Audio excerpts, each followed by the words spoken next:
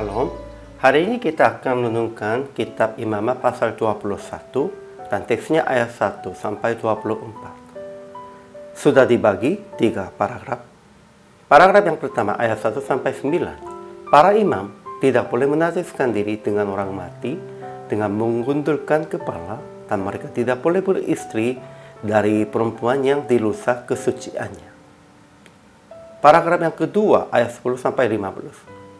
Ketetapan tentang keturunan Harun yang terbesar. Paragraf yang ketiga ayat 16 sampai 24. Ketetapan tentang keturunan Harun yang bercacat badannya. Kesimpulannya, Tuhan berfirman tentang ketetapan-ketetapan untuk kehidupan para imam. Menurut Tuhan, para imam tidak boleh menajiskan diri dengan orang mati, kecuali sekeluarga, dengan menggundulkan kepala. Dan mereka tidak boleh beristri dari perempuan yang dilusak kesuciannya. Kalau anak perempuan bersundal, ia harus dibakar dengan api. Dan imam yang terbesar tidak boleh menajiskan diri dengan mayat orang tua pun. Ia harus beristri dari perempuan masih perawan. Tetapi keturunan Harun yang bercacat badannya tidak boleh mempersembahkan santapan Allah, namun mereka akan makan persembahan kudus.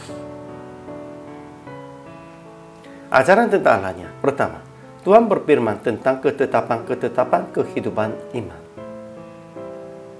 Kedua, Tuhan berkata kepada orang Israel akan menganggap imam-imam kudus karena mereka akan mempersembahkan santapan Allah yang menguduskan mereka. Ketiga, Tuhan telah khususkan imam dengan minyak urapannya dan menguduskannya. Sekalipun begitu, Tuhan juga terus berkata ada yang cacat di dalam keturunan Harun. Itu artinya merekanya bukan dikutuki atau merekanya bukan karena berbuat dosa. Jadi ajaran tentang manusianya. Pertama, para imam harus berjaga kesucian dan tidak boleh menajiskan diri dengan orang mati, dengan menggundulkan kepala. Dan mereka tidak boleh beristri dari perempuan yang dilusak kesuciannya. Kedua, imam yang terbesar yang sudah diurapi dengan menuangkan minyak urapan harus jaga kesucian sekalipun orang tua meninggal.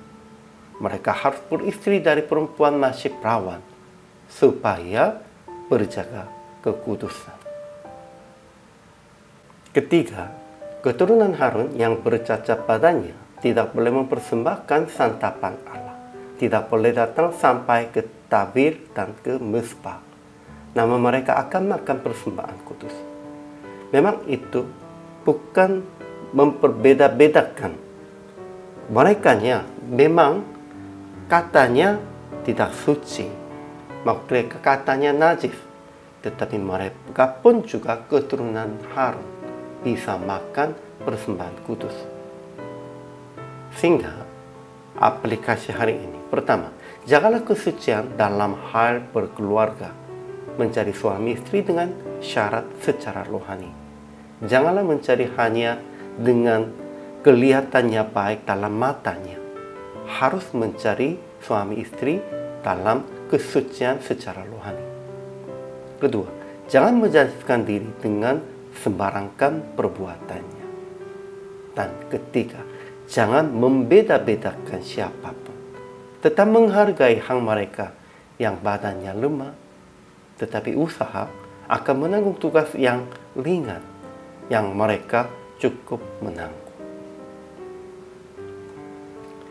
Jadi PR praktik hari ini, jagalah kesucian dan kekudusan dalam hal keluarganya, pelayanan jemaat, dan penampilan pribadi juga. Dan menghargai hak orang-orang yang lemah dan yang cacat. Bagi mereka pun juga ada hak.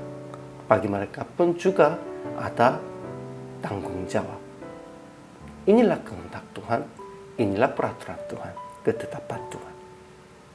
Hari ini juga selama melayani, Tuhan Yesus memberkati.